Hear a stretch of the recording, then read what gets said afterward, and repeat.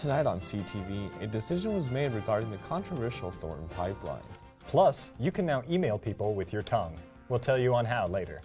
And we'll see how the United Women of Color celebrated culture and style at last weekend's hair show.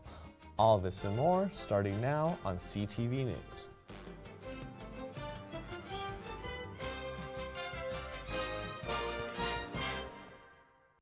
Good evening, Rams, and thank you for tuning in tonight. I'm Edgar Cedillo. And I'm Matt Leisman. Tonight we bring you an update on the train collision and more news from the people you know. Horsetooth Mountain open spaces remain closed due to increased sightings of mountain lions. Larimer County Park Rangers closed the park on February 5th. The decision came after a mountain lion attacked a trail runner on February 4th. The runner was attacked by a juvenile mountain lion, but killed the predator in self-defense. Steve Gibson, district manager for Horsetooth Mountain, was unable to comment on when the park will reopen. The city of Fort Collins says it's working. The city of Fort Collins says it's working hard to remove its carbon footprint. According to a 2017 municipal carbon inventory, the city, as an organization with more than 2,000 employees, has reduced its greenhouse gas emission by 21% compared to 2005 levels, which is 3 years ahead of the city's climate action plan. Lindsay X, the climate program manager for the city of Fort Collins, says the next step toward carbon neutrality will include community input. The city is proposing a new type of engagement during the creative process, instead of asking the community for input after the process. X says, "What we're really doing is taking an equity lens for how we develop the climate action plan this year, and a key best practice when using an equity lens is to co-create the scope with the community." To learn more about how to get involved with the development of the Climate Action Plan, you can sign up for the newsletter at fcgov.com/climateaction. After months of deliberation on the water pipeline between Larimer County and the city of Thornton, a decision was finally made last night at the county commissioners' meeting. Last night, Larimer County Commissioners all voted no on a proposed water pipeline between the city of Thornton and Larimer County. To collaborate and work with you on a proposal that does meet these criteria, but I cannot support this proposal tonight. The city of Thornton proposed a pipeline which would take water from the Poudre River and send it to the growing city in the North Denver suburb, but that didn't come with its concerns from Larimer County residents and commissioners. The master plan established a partnership land use system, and to quote, it says to maintain and enhance our county's quality of life, and to be fundamentally fair to all our citizens, and to respect their individual rights. It's my opinion that there's some unfairness here. Some individual rights are potentially violated. Those who were opposed to the pipeline were worried about the quality of the river as well as the city of Thornton interfering with property rights. So I live on one of the proposed pipeline routes, but most importantly is my kids grew up with the river and my grandkids now tube in it. The controversial pipeline, which had endured months of review and public comments, most in attendance last night were pleased with the no vote from. Continue with other plans for another pipeline in the future. On Monday, CSU President Tony Frank presented his last Founders Day medal, this time to his mentor and former university president Albert Yates. Yates served as CSU's president from 1992 to 2003 and is remembered for re-emphasizing the university's land-grant status in his efforts to make CSU a nationally recognized institution. According to the Office of Institutional Research, Planning, and Effectiveness, in his first year as president, enrollment increased by about 3,000 students. During his tenure, the university saw an increase of 26% in enrollment. The university's 12th president was also the first African American to lead the university. He is recognized at CSU by the Albert C. Yates Leadership Development Institute, which is run through the Black and African American Cultural Center. The video documenting his time at CSU at the awards ceremony said that his commitment to the diversity was an important facet of his development of the school. Yates reiterated the importance of inclusion Monday, saying, "It's our responsibility to be a university for all people. No one should be excluded. Anyone who's able to come to this institution, study, and be successful ought to be comfortable here." The National Cattlemen's Foundation awarded 2 CSU students with $1,500 scholarships. Olivia Wilrett and Bailey Morrill were two out of the 10 winners in the scholarship's nationwide search. For students pursuing careers in the beef industry. Will Rhett, a junior majoring in animal science and agricultural business, was the overall winner of the scholarship with her essay titled Tracing Beef from Farm to Fork, about the traceability aspect of beef. Will Rhett also won the opportunity to attend the Cattle Industry Convention and NCBA trade show in Louisiana, where she was recognized as the winner of the Best of Beef Awards breakfast. Morrill, a sophomore studying agricultural education and political science, was also among the list of winners with her essay titled Be the Change, about agricultural challenges of water shortages and availability. Morrill hopes to remain involved in the industry even after graduation as an agricultural lawyer. Her goal is to help the public understand and give agriculturalists a voice. Morrill said, quote, "For once, I would like to see agriculture represented by a voice that truly understands and cares for the industry, like a voice like my own." A new device for combating the effects of blindness and deafness is being developed in Fort Collins. Current and former CSU students have teamed up to found Sapien, a tech startup attempting to replace the senses of sight and hearing with strange sensations on your tongue. Last week, I went into their office to find out more. Tucked away in a small office of CSU's Engineering Research Center is a tech startup that's changing the way we think about tongues. Sapien LLC, founded in 2014 by CSU's Dr. John Williams and his student Joe Moritz, is developing and researching sensory substitution technology. Sensory substitution is the idea that the brain can be trained to replace certain senses with new ones. The best example of this is Braille, which allows people who can't see to read using their sense of touch rather than sight. In much the same way, Sapien is developing the Cthulhu Shield, a device that sends electromagnetic pulses to your tongue to replace or aid your sense of hearing and sight. The shield uses a long, flexible electrode array with 18 electrodes on one end. By placing them on your tongue, you can receive small signals that feel like a fizzy drink. Research shows that the brain can be trained to recognize these signals as sounds or images. The array plugs into an Arduino circuit board, which attaches to the circuit board of the Cthulhu itself. Together, the two boards are able to turn signals into pulses that get sent to the tongue. For instance, when plugged into this motion detector app, each electrode has an equivalent box on the camera, and when something moves in that box, the electrode gets a pulse. This technology was first developed by Dr. Bach Irida.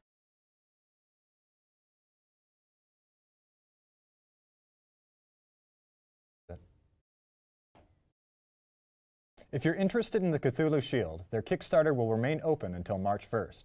I'm personally excited for the day when I can edit videos using both my hands and my tongue. We have an update on some breaking news that we covered on Thursday. According to the Larimer County Coroner's Office, the victim was identified as 29-year-old Blake West. West, a Fort Collins native, was a Fort Collins native. His death has been ruled as suicide. Reporter Bella Roberts has more information on resources available to the public. Services like counseling can be stigmatized, but we here at CTV value your mental health. If you or someone you know is struggling, there are resources on campus for you.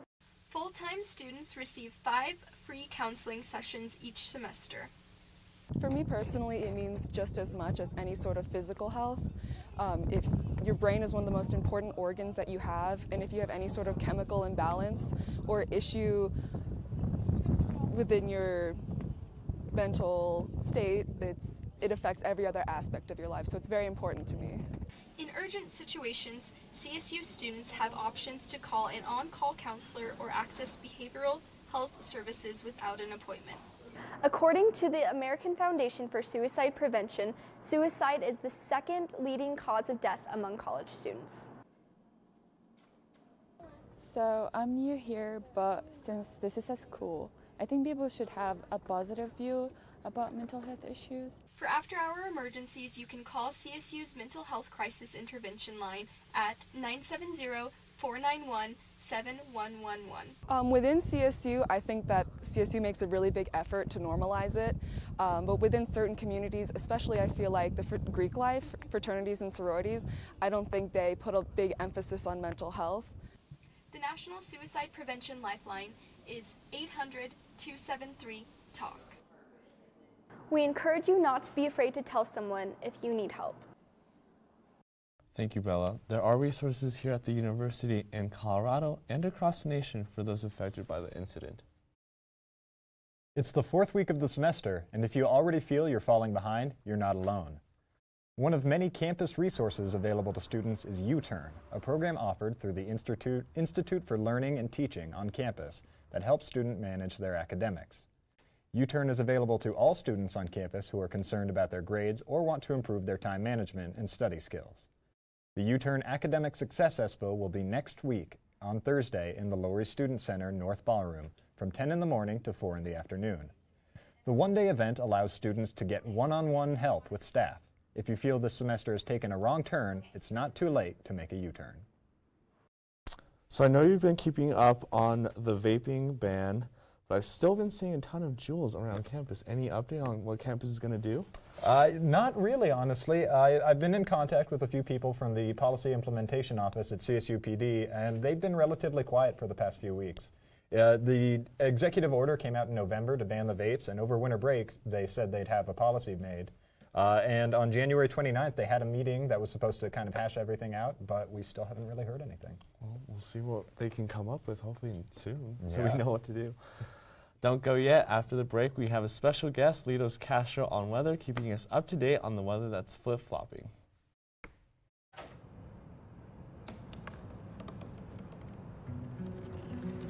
They said I couldn't dream. Called me a piece of trash and swore that's all I'd ever be.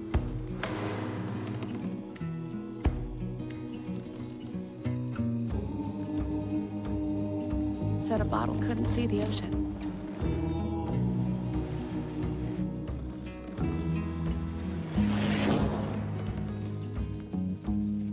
Give up. Go back to the dumpster.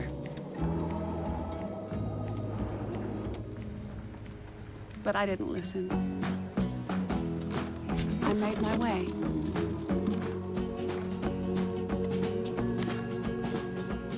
And now, I am what I've always wanted to be.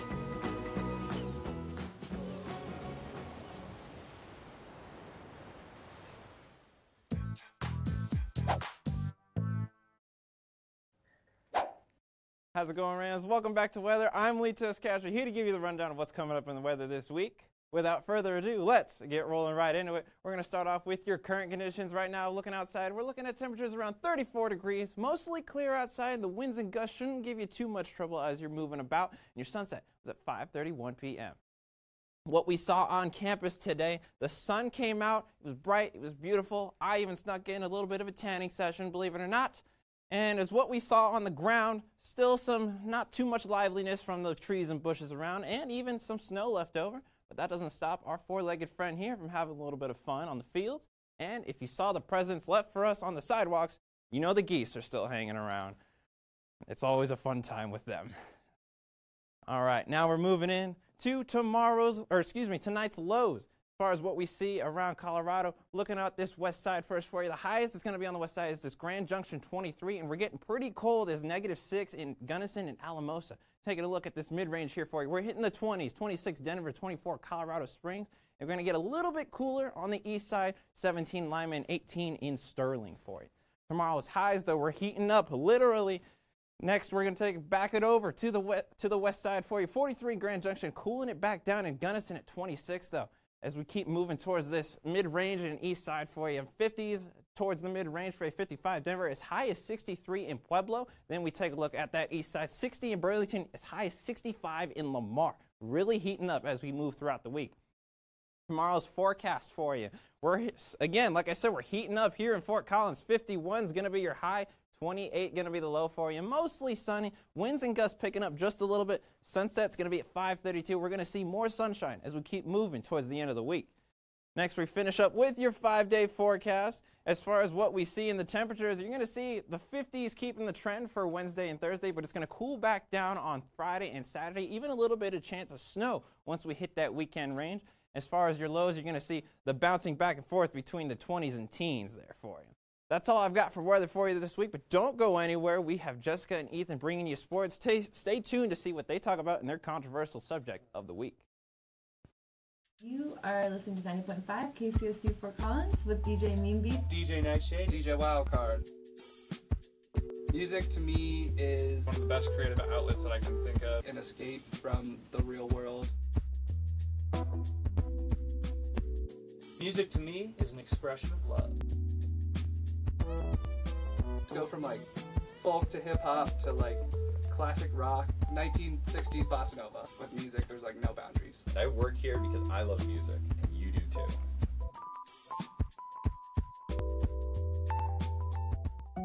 They told me a bottle couldn't dream. That I would never become a superhero.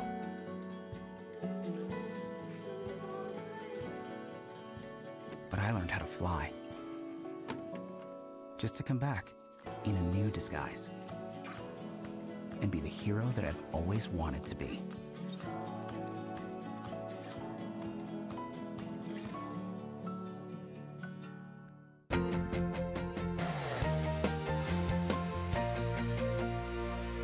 Hello, Ram fans, and welcome back from the break. I'm Jessica Mendoza. And I'm Ethan Bird, filling in for Tara Barrio. Over the weekend, the track and field team competed in Colorado Springs, softball traveled to Texas, and tennis took a trip to Arizona. Jessica, let's start breaking down all the action. The Colorado State track team spent some time over the weekend in Colorado Springs for the Colorado running company Mountain Lion Open. The women's pole vault event was swiftly taken by the Rams as Josie Spitz, Gabby Smith, and Aaliyah Simpson took first through third place. Amelia Harvey also took first for CSU with her 11.83-meter triple jump mark. Eli Oftedal dashed to win the men's mile with a time of 4:24.07. And finally, both men's and women's 60-meter hurdles were taken by the Rams. Aria Tate with a time of 8:78 and Kamal Craig Gola Ube at 8:25. Meanwhile, a few members of the team also traveled to New Mexico for the Don Kirby Invitational, where records were broken. In the 4x400, freshmen Lauren Gale, Jessica Ozud, Michelle Gold, and Jasmine Chesson placed in the top 5 for the 400-meter competition, where they raced among the top 3 collegiate athletes. The team finished with a time of 4:54.25 seconds. This Friday, the track and field team will travel to Laramie, Wyoming for their last meet before conference weekend. The CSU softball team also had a successful weekend at the Bobcat Classic in Texas, finishing the weekend 3-1. In their Game 1 opener, the Rams took on Texas State with senior Bridget Hutton starting on the mound. The Bobcats dominated early as they scored 4 runs in the bottom of the first, then continued their lead in the third and the fourth with a lead 7-0. The Bats finally woke up for the Rams in the top of the 6th after Lauren Buchanan knocked in Amber Nelson to put the Rams on the board. In the bottom of the 7th, redshirt senior Danny Klein ripped a solo shot over left field to give the Rams their 3rd run. The Bobcats took Game 1 with a victory 7-3 and gave Hutton her first loss of the season. In Game 2, the Rams jumped on the board early against Abilene Christian, and junior Haley Donaldson hit a single, scoring Ashley Michelena, and shortly after that, Nelson pushed a double out to left, scoring Karina Gamboa, and giving the Rams a lead 2-0. The Rams were able to keep their lead through all 7 frames, winning 5-1. Day 2 was a good day for the Rams as they swept both games against Abilene Christian and UTSA. The Rams were able to stay undefeated against the Wildcats with a 3-2 victory, with Isabella Navarro hitting a line drive right over the left field fence, giving Navarro her first home run of the season. In Game 2, Jessica Drecke and the Rams got their first shutout of the season with a 4-0 victory over the UTSA Roadrunners. And the Rams will head down to California for the Stanford Invitational, which will begin on Friday. Just as Ram fans may be happy to hear about the softball team's recent success, the tennis team is now 2-1 after their trip to Phoenix, Arizona to take on Grand Canyon University. This was CSU's first outdoor match of the season and their first win over the GCU Lopes. Riley Reeves picked up her 3rd single sweep of the spring season in Arizona, as well as another doubles victory with Emily Luchsweger. The 6-1 road victory is surely sweet for the Rams as they are preparing to travel again to begin conference play this Sunday against University of Las Vegas. And currently, the CSU men's basketball team is preparing to take on San Diego State from Moby Arena.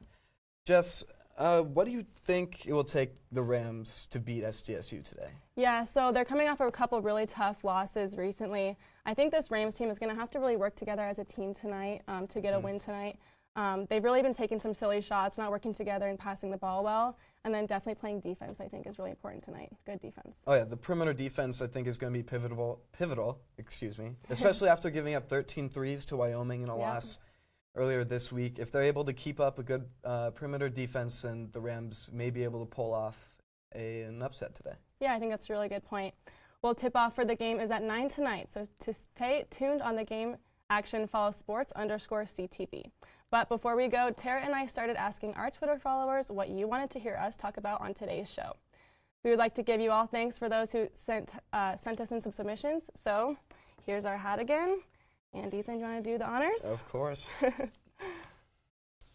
Let's see. This one comes from Jake Hornick. Do you think Kareem Hunt is a good fit for the Browns, and do you think his troubles are in the past? Okay, so for those of you who don't know, Kareem Hunt was in some kind of trouble. He got released from the Chiefs early in 2018 for a video that was released of him kicking a woman in a hotel. So this is very controversial. A lot of people are saying that he deserves a second chance.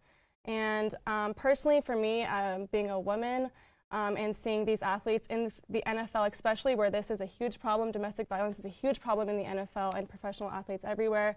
I think that them giving him a second chance is a big mistake, especially the Browns for picking him up before they've even finished their investigation. I think that's a major mistake for them. Yeah, currently, Kareem Hunt is on the commissioner's exempt list, meaning that he cannot be with a team or practicing with a team. He can be signed to a team, as the Browns have done, but he can't do anything in any capacity with them as they go through and investigate the case.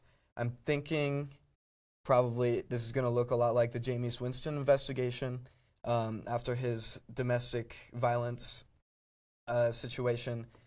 So I don't think it's enough, but it'll probably look something like 3 or 4 game suspension, which I don't think is harsh enough, but that's what I think is going to happen. Yeah, I definitely don't think that's enough of a suspension either. I think that the Chiefs did the right thing by releasing him from the team before they went into playoffs. It was a huge time for them, and they did the right thing there. And then for Dorsey and the Browns to go ahead and pick him up here, I think it was a huge mistake. Definitely looks really bad for the Chiefs. And then Dorsey has a track record with these things with Tyreek Hill. Mm-hmm. So I think that he's going on saying that these players need second chances, while people like Kaepernick, I know that's a very controversial topic, but Kaepernick definitely didn't get a second chance. He's still out of a job, and he didn't do anything to hurt anybody, while Hunt was seen kicking a woman in a hotel. So definitely not excusable in any type of way. As far as if his troubles are in the past, I certainly hope so. And as far as if his fit with the Browns, I think it's just going to clog up the backfield a lot. It's they already have Nick Chubb and Duke Johnson Jr. Duke Johnson Jr. just signed a 3-year extension in June. So the decision here doesn't make a whole lot of sense to me. It crowds the backfield.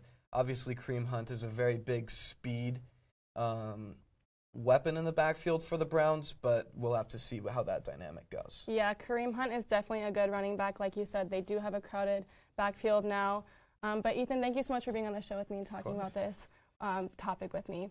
But Ram fans, that's all we have for you this week. But be sure to stay updated on sports throughout the week by following sports_CTV on Twitter. I'm Jessica Mendoza. And I'm Ethan Bird. But don't go anywhere, because up next we have everything you need to know about this weekend's hair show and more. Listen, I realize that I'm not perfect, but it all really started to change because you judge me for having a problem. No one is going to know that I need help. I need help.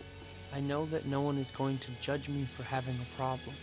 I realize that I'm not perfect, but it all really started to change because you listen.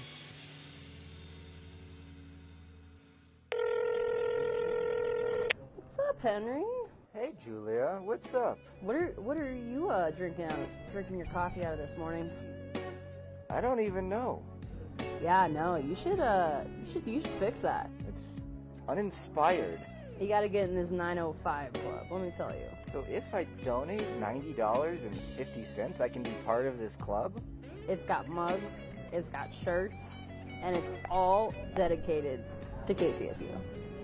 Well, I guess I'm going to donate to Club 905 because I support local college radio. What about you?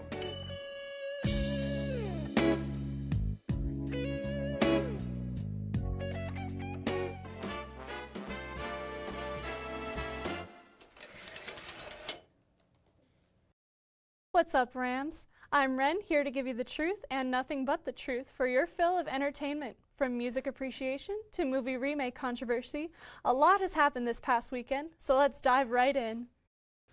If celebrity news is on your radar, then surely you've paid close attention to awards season. The biggest names in music came together this past Sunday for the 61st Annual Grammy Awards. Hip-hop, black excellence, and female empowerment dominated the night, with women slaying the Album of the Year category with a 5-to-3 women-to-men ratio. That's pretty historic, since award shows have recently been accused for their lack of representation. Childish Gambino grabbed the award for Song of the Year with This Is America, and Casey Musgraves came in clutch with her Album of the Year win, Golden Hour. Regardless, receiving a golden gramophone is pretty sick, but let's hope Dua Lipa doesn't fade into obscurity via the Best New Artist Grammy Award curse. If you're a cynical single out there, chances are your heart aches at the sight of Valentine's Day candy, or at least cringes at V-Day-grams sent to friends and couples in the Laurie Student Center. Luckily for you, I'm a movie expert and have 2 anti-Valentine's Day films on Netflix to keep you sane through the single life. Coming in hot at number 1, 500 Days of Summer. This one challenges rom-com cliches by presenting a more complex side to romance. If anything, you'll be really frustrated by the end of it and glad you're single. The next anti-V-Day hit we have is It Follows, a supernatural psychological horror film about an entity hunting victim down after cursing them via sex. It's definitely a sleeper hit you won't want to miss. My professional advice, though, bring a friend for this crazy, scary adventure. Don't worry, Rams. It's okay to be alone. After all, that Netflix subscription will always love you and your bank account. Disney's latest look at the live-action Aladdin, slated for theatrical release this year, has fans rubbed the wrong way by a certain genie in a bottle. The newest trailer, debuted at the Grammys this past Sunday, stirred the pot, with fans expressing disappointment with the unveiling of the always hilarious and blue genie, played by Will Smith. Some of the tweets bring up legitimate concerns like, why does Genie look like a giant Smurf? This isn't the first time Will Smith has battled criticism for his portrayal of the iconic character. Entertainment Weekly published a cover with their first look at the film, and fans questioned why his skin wasn't the memorable shade of blue. Smith reassured fans that the blue skin would return, and I have to say, yikes. I'm not sure if CGI is over-delivered or if I'm desensitized to CGI because of its presence in nearly every movie. Nowadays, whatever your opinion, let's be adults, and not send hate to anyone involved in the production of Aladdin 2019, and at least give it a fighting chance at the box office. Hair has always had meaning for some. It's a symbol of empowerment to drive off oppression. For others, it's a platform of expression used to understand one another. These CSU students took opportunity to not only show off their hair, but feel empowered in their bodies and in space. The United Women of Color hosted the annual hair show that went down this past weekend at the Laurie Student Center. A stunning display of hairstyles from Afrocentric to cornrows and braids, showcasing Black identity and tradition. It is reclaiming and redefining Blackness, the Black body, it is livelihood, and especially to bring awareness to our culture and different hairstyles and diversity. But this isn't just about being seen. This is about occupying the same space as others. What others may deem as acceptable beauty standards tends to exclude African American hair in favor of white, Anglo-American, and European hairstyles in the fashion industry and mainstream media. It's nice to have some diversity, some versatility, and so I really like to do art to get away from my school and my studies. It's so rigorous. The hair show aims to push back on the stigma around Black hair, encouraging people to break out of their comfort zone to not only see, but listen and learn. Learn about history behind ethnic people's hair. Just one more time. hair show is one of many events happening on campus in honor of Black History Month and is an outlet for expression and support for black hair and artistry. Well, Rams, I'm out of time. Tune in tomorrow for Ram Life Entertainment. Same time, same channel, with the people you know. I'm Ren Wadsworth. Stay warm, Rams, and see you later.